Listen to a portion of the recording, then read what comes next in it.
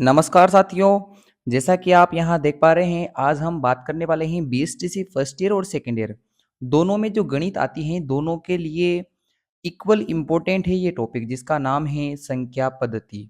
तो जो common topic हैं, पहले हम BSTC first year second year उनमें वो पढ़ेंगे, फिर उसके बाद फर्स्ट ईयर के लिए अलग से अलग कर देंगे गणित को और सेकंड ईयर के लिए कंटिन्यू अलग रखेंगे। तो इस थंबनेल में आपने देख लिया कि बीएसटीसी फर्स्ट ईयर और सेकंड ईयर दोनों के लिए सेम क्लास है और ये सेम क्लास इसलिए रखी है क्योंकि दोनों में कुछ अलग है ही नहीं, तो इसमें पढ़ाने योग्य अलग सी बात नहीं है, तो मैंने कॉमन रखा है। तो आपको अच्छे प्रकार से इस वीडियो को देखना है। ये पहला पार्ट है संख्या पद्धति का, इसमें हम संपूर्ण संख्याओं की जानकारी लेने वाले हैं। तो बात करते हैं अंक किसे कहा जाता है, तो डिजिट की परिभाषा देख लेते हैं। जो संख्याओं का निर्माण करती हैं या स्वयं संख्या के रूप में काम करती हैं, वह एक अंक कहलाता है। अंक 0 से लेके 9 तक यानी अंकों की संख्या 10 होती है। हमारी संख्या पद्धति में यदि हम अंक निकालने जाए तो हमें पता होना चाहिए कि 0 से लेके 9 तक यानी कुल 10 अंक होते हैं और इन्हीं 10 अंकों से अनंत ब्रह्मांड तक की संख्याएं बनती हैं, जिनको आप 0 से लेके 9 तक इस प्रकार से लिखते हो। तो ये हो चुकी है बात कि अंक क्या होते हैं। अब हम देखते हैं प्राकृत या प्राकृतिक संख्याएं नेचुरल नंबर्स क्या होते हैं। जो 1 से शुरू होकर गिनती में आगे अनंत तक चलते हैं, वो ऐसे संख्याएं क्या कहलाती हैं? प्राकृत संख्याएं कहलाती हैं। यानी जिनकी शुरुआत 0 से न होकर 1 से शुरू होती थी पूर्व में, तब वो कहलाई प्राकृत संख्याएं। उसके बाद जब 0 संख्याओं में शामिल कर लिया गया तो उन्हें पूर्ण संख्याएँ कहा जाने लगा। तो 0 के बारे में जानते हैं पहले कि 0 किस प्रकार की संख्या है। तो 0 एक ऐसी पूर्णांक संख्या है जिसका अर्थ कुछ नहीं होता। शून्य का मतलब होता है नथिंग। इसके अनोखे गुण हैं जैसे कि यदि हम किसी संख्या में 0 का भाग दें तो अनडिफाइन आता है। इसका कोई वैल्यू निकल के नहीं आती है। यानी हम 0 में किसी संख्या का भाग दें तो हमेशा 0 प्राप्त होगा। तो ये हमें कुछ चीज़ें पता होनी चाहिए। जहाँ नीचे जो है x बराबर 0 नहीं होगा। जब आप जो है यहाँ भाग दोगे इस वाले टर्म्स में, तो आपको याद रखना है कि 0 के बटे 0 नहीं लिखोगे। 0 के बटे में आप संख्या लिखोगे 1 से लेके अनंत तक की। और जो 0 बटे 0 होता है, वो इसका भी कोई मान निकल के नहीं आता है। यानी हम 0 में किसी संख्या का भाग दें तो 0 आएगा, किसी संख्या में 0 का भाग दें तो अनंत आएगा और 0 में 0 का भाग दें तो कोई चीज़ जो है निर्धारित मान नहीं प्राप्त होता है। तो इसे कहते हैं अनिर्धारित मान, जिसकी कोई डेफिनेट वैल्यू प्राप्त नहीं हो, तो वो कहलाता है आपका 0। यानी 0 कुछ नहीं है, ये संख्या पद्धति को सरल बनाने का एक आसान तरीका होता है। और जब संसार में 0 की खोज हो चुकी थी, तो उसके बाद जो संख्याएँ हैं, उन्हें कहा जाने लगा पूर्ण संख्याएँ। क्या कहा जाने लगा? पूर्ण संख्या। तो पूर्ण संख्याओं को देख लेते हैं। तो शून्य और प्राकृतिक संख्याओं को जब आपस में जोड़ दिया जाता है, उनको एक ही समुच्चय समूह में रखा जाता है, तो हमें प्राप्त हुई पूर्ण संख्याएँ। क्या प्राप्त हुई? पूर्ण संख्याएँ प्राप्त हुई। तो 0 से लेकर अनंत तक चलने वाली संख्याओं को कहा जाने लगा पूर्ण संख्याएँ यानी होल नंबर्स। उसके बाद अब एक समस्या ये आ गई थी कि जब 0 से संख्याएँ शुरू आपने की, तो उसमें माइनस वाली संख्याओं को कहाँ रखेंगे? क्योंकि 0 के दाएँ तरफ तो आपने धनात्मक संख्याएँ 1 से लेके अनंत तक रख ली हैं। तो माइनस वाली संख्याओं की जब बात आए कि माइनस वाली संख्याएँ भी आपको संख्या पद्धति में शामिल करनी होगी, तो फिर जो है अब संख्याओं को माइनस, 0 और धनात्मक यानी ऋणात्मक, धनात्मक और शून्य सहित बोला जाने लगा। तो उन सभी संख्याओं को कहा जाने लगा पूर्णांक संख्याएँ, इंटीजर्स नंबर्स। तो हम ये अब ये कह सकते हैं कि जो शून्य से शुरू होकर गिनती में आने वाली सभी संख्याएँ हैं, वो पूर्णांक होगी, चाहे वो बोलने में धनात्मक हो या ऋणात्मक हो। तो हम धनात्मक, ऋणात्मक और शून्य इन तीनों को मिला के बोल सकते हैं पूर्णांक संख्याएँ। तो आपको यहाँ तक का तो समझ में आ गया होगा कि अंक क्या होते हैं, प्राकृत संख्याएँ क्या होती हैं, पूर्ण संख्याएँ क्या होती हैं, 0 क्या होता है और पूर्णांक संख्याएँ क्या होती हैं। अब हम जो बात कर रहे हैं वो हैं सम संख्याओं की। अब आपको सम संख्याएँ वैसे सबको पता है कि सम संख्या क्या होती है? वे प्राकृत संख्याएँ जिनमें हम जब 2 का भाग देंगे तो पूर्णतः विभक्त हो जाएगी। यानी 2 का भाग दिए जाने वाली सभी संख्याएँ क्या कहलाती हैं? वो कहलाती हैं सम संख्याएँ। और ऐसी सम संख्याओं में जब आप भाग देते हो तो शेषफल में कुछ भी शेष नहीं बचता है। तो जैसे 2, 4, 6, 8, 10, 12, 14, 15 ये जो संख्याएँ होती हैं, वो सम संख्याएँ होती हैं। अब हम जानते हैं, जैसे आपने इवन नंबर सम संख्याएँ देख ली, अब हम जानते हैं ओड नंबर किसे कहते हैं, यानी विषम संख्याएँ किन्हें कहते हैं। तो ऐसी प्राकृत संख्याएँ जिनमें 2 का भाग नहीं जाता हो, वो कहलाती हैं विषम संख्याएँ ओड नंबर्स, जैसे कि 1, 3, 5, 7, 9, 11, 13, 15, 17, 19 ऐसे। तो ये संख्याएँ कहलाएगी आपकी विषम संख्याएँ। अब हम जानते हैं कि किन्हें हम प्राइम नंबर्स कहते हैं, रूढ़ संख्याएँ या अभाज्य संख्याएँ कहते हैं। बिल्कुल सिंपल वे में आपको समझा रहा हूँ। फिर भी यदि आप में से किसी को कोई तकलीफ हो, परेशानी हो तो आप टेलीग्राम पे पूछ सकते हैं, और इस समय जो हम पीडीएफ देख रहे हैं वो पीडीएफ आपको निःशुल्क टेलीग्राम चैनल पर बीएसटीसी फर्स्ट ईयर वाले और सेकंड ईयर वाले दोनों के में मिल जाएगी, तो आपको टेंशन नहीं लेनी है। तो एक से बड़ी ऐसी प्राकृत संख्याएं जो एक और स्वयं से विभाजित हो तथा अन्य किसी संख्या से विभाजित न हो, वे अभाज्य या रूढ़ संख्या कहलाती है। यानी सिंपल सी बात यह है कि एक ऐसी संख्या आपको लेनी है जो एक से बड़ी हो, और उस संख्या में एक का भाग तो जाएगा ही सही, और खुद का भी भाग चला जाए, बस वो संख्या कहलाएगी अभाज्य। अब वो जो संख्या आप लोगे उसमें किसी तीसरी संख्या या अन्य संख्या का भाग नहीं जाएगा, केवल खुद का और एक का ही भाग जाता है, तो ऐसी संख्या हम कहेंगे कि वो है आपके प्राइम नंबर्स, अभाज्य संख्या या रूढ़ संख्या। उसके बाद उसका ऑपोजिट जो संख्या निकल के आती है उसे हम कहते हैं भाज्य, यौगिक, संयुक्त या समष्टि संख्याएं, कंपोजिट नंबर। क्या कहते हैं? कंपोजिट नंबर्स, यानी ऐसी प्राकृत संख्याएं जो एक से बड़ी हैं या एक या स्वयं के अतिरिक्त अन्य संख्याओं से भी विभाजित हो जाए, यानी जिसमें एक का भी भाग जाएगा, खुद संख्या का भी भाग जाएगा और अन्य संख्याओं का भी भाग चला जाए, तो ऐसी संख्याओं को हम कहते हैं भाज्य संख्याएं। और भाज्य संख्याएं जैसे 4, 6, 8, 9, 10, 12, 14, 15, इनमें जो हैं एक का भी भाग जाता है, खुद 4 का भी भाग जाएगा, और 4 के अलावा जैसे 4 में अगर हम भाग देना हो तो 2 का भाग चला जाता है। तो हम ये कह सकते हैं कि ये जो भाज्य संख्या होती हैं, इनमें स्वयं का भाग, एक का भाग और किसी अन्य संख्या का भाग चला जाता है। अब यहाँ से 2 फैक्ट आप याद याद करके चलो, जो संख्या अंक या संख्या जो 1 हैं, ये न तो भाज्य संख्या है और न ही अभाज्य है।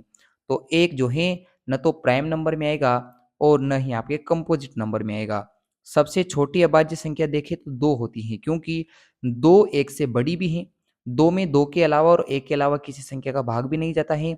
तो सबसे पहली अभाज्य संख्या या एकमात्र सम अभाज्य संख्या भी 2 हैं। तो 2-3 तथ्य आप लिख सकते हो यदि आप लिखना चाहे तो। आगे हम बात करते हैं कि परिमेय संख्या किसे कहते हैं। तो परिमेय संख्याओं की जब हम बात करते हैं तो आप परिमेय संख्याओं को आनुपातिक संख्या भी कह सकते हो, यानी रेशनल नंबर्स या फ्रैक्शन नंबर किसे कहते हैं, इसे हम जानते हैं। यदि किसी संख्या को उस भिन्न के रूप में प्रदर्शित किया जा सके जिसके अंश और हर दोनों पूर्णांक हो, यानी हम ये कह सके कि एक ऐसी संख्या जिसे हम भिन्न के रूप में भी लिख सके और ऊपर और जो नीचे वाली संख्या है वो पूर्णांक हो, तो उस संख्या को हम परिमेय या आनुपातिक या भिन्न संख्या कह सकते हैं। जैसे -4, अब -4 को -4/1 लिख सकते हो, यानी भिन्न के रूप में हम लिख सकते हैं। किसी भी संख्या को आप भिन्न के रूप में लिख पाते हो या ऊपर नीचे उसमें पूर्णांक संख्या सम्मिलित कर रखे हो तो वो परिमेय संख्या कहलाती हैं। अब 8√25 भी एक परिमेय संख्या है। देखिए किस प्रकार से है। 8 का तो आपको पता है, √25 का मान होता है 5, और 8 को 5 से गुणा करने पे आएगा 40, और 40 को आप लिख सकते हो 40/1, तो 40/1 लिखने के बाद वो परिमेय संख्या में आ जाएगा। यानी हमें कन्वर्टेबल जो वैल्यू है वो भी पता होना चाहिए, किस प्रकार जो है चीज़ों को कन्वर्ट करने पर एक सिंपल वैल्यू निकल के आ जाती हैं।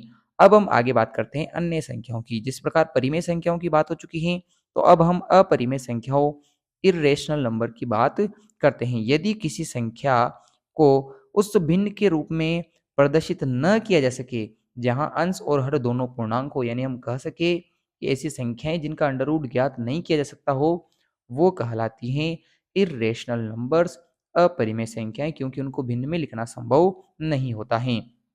उसके बाद हम समझते हैं कि रियल नंबर्स क्या होते हैं, वास्तविक संख्याएं किन्हें कहा जा सकता है। तो वास्तविक संख्याएं कुछ ऐसी होती हैं जिनमें परिमेय और अपरिमेय दोनों प्रकार की समुच्चय या संख्याओं का समूह जो है शामिल होता है, तो वो वास्तविक संख्याएं होती हैं। तो आपने एक तरफ तो ले लिया परिमेय संख्याओं को, एक तरफ ले लिया अपरिमेय संख्याओं को। जब दोनों को आपने ऐड कर दिया, जोड़ दिया, एक समूह समुच्चय में रख दिया, तो वो वास्तविक संख्याएं कहलाएगी। उसके बाद अब हम देखते हैं इमेजिनरी, जो काल्पनिक संख्या है, जो हमारी कल्पना मात्र से प्रकट हुई हुई जो संख्या है, उन्हें हम कह सकते हैं इमेजिनरी नंबर्स। यानी हम इन्हें कहेंगे कि जैसे अंडर रूट 16 लिया माइनस का, तो अंडर रूट 16 की तो वैल्यू फिक्स प्राप्त है, किंतु यदि हम माइनस के अंडर रूट 16 की वैल्यू निकालेंगे, तो वो जो हमने मान रखा कि हम अंडर रूट के अंदर माइनस रख सकते हैं, तो ये हमने एक्स्ट्रा कल्पना की है, हमारी इमेजिनरी ये वैल्यू है, तो उसे हम कहेंगे काल्पनिक संख्या। यदि हम किसी ऋणात्मक संख्या का वर्गमूल निकालते हैं, तो ऐसी संख्याएं हमारी कहलाएगी काल्पनिक संख्याएं। इन्हें हम स्मॉल आई या स्मॉल जे से प्रदर्शित करते हैं। तो ये होती हैं इमेजिनरी नंबर्स यानी काल्पनिक संख्याएं। अब हम जानते हैं कि कौन सी संख्याएं जो हैं सम्मिश्र या जटिल संख्याएं या कॉम्प्लेक्स नंबर कहलाती हैं। तो कॉम्प्लेक्स नंबर सिंपल सी बात है कि जहां वास्तविक और काल्पनिक दोनों प्रकार की संख्याओं को एक जगह रखा जा सके, तो वो कहलाती हैं जटिल या सम्मिश्र संख्याएं। क्योंकि सुलझी हुई या सामान्य जो संख्या है वो तो वास्तविक संख्याएं होती हैं, और यदि वास्तविक संख्याओं को काल्पनिक के साथ ऐड कर दिया जाए, तो वो जटिल या कॉम्प्लेक्स ही कहलाएगी। तो यहाँ जो है आपको मैं आगे भी अच्छे से समझा दूंगा कि एक चार्ट हम देख लेंगे अभी, किंतु अभी आप इतना याद रखें कि जिस प्रकार सामान्य संख्या या वास्तविक संख्या जो होती हैं, उनके साथ जब हम आपके जे से प्रदर्शित या आई से प्रदर्शित होने वाली काल्पनिक संख्याओं को रख लेते हैं, तो वो हमारी जटिल संख्याएं कहलाती हैं। तो सिंपल सी बात हो गई है। अब हम जानते हैं सह अभाज्य संख्याएं, को प्राइम नंबर्स। तो को प्राइम नंबर्स क्या होते हैं कि दो संख्याओं का महसप यानी एचसीएफ। एचसीएफ जो है वो एक निकले, क्या निकले, एक, वो वाला एक नहीं है, दोनों संख्याओं का महसप यानी एचसीएफ एक हो, तो वे संख्याएं क्या कहलाएगी, सह अभाज्य संख्याएं कहलाएगी। जैसे कि 2 और 3, यह सहअभाज्य संख्या है। क्यों है? क्योंकि 2 और 3 में कोई भी चीज कॉमन नहीं है, बस एक चीज कॉमन ये है कि दोनों में जो है एक का भाग चला जाता है। तो ये एक जो है वो तीन तीन में भी भाग चला जाएगा एक का, और 2 में भी भाग चला जाएगा। तो हम कह सकते हैं कि जो अभाज्य संख्याओं के ऐसे जोड़े जिनका कॉमन यानी कॉमन फैक्टर यानी एचसीएफ जो है एक निकले, वो क्या कहलाएगी, आपके सह अभाज्य संख्याएं कहलाएगी। तो मुझे उम्मीद है कि जो मैं आपको बोल रहा हूँ आप समझ पा रहे हैं।